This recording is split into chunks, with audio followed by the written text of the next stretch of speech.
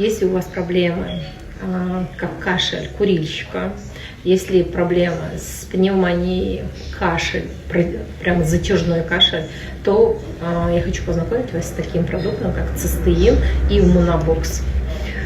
Вот этот вот цистеин, еще плюс я хочу сказать по поводу коронавируса. Все те, которые болели коронавирусом, у многих проблема с легкими.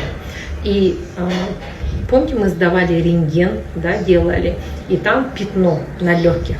И вот этот вот цистеин помогает именно избавиться от этих пятен на легких. При пневмонии отлично помогает, при кашле у курильщика помогает, при затяжном кашле обязательно добавляем иммунобокс и вот такой как бы цистеин.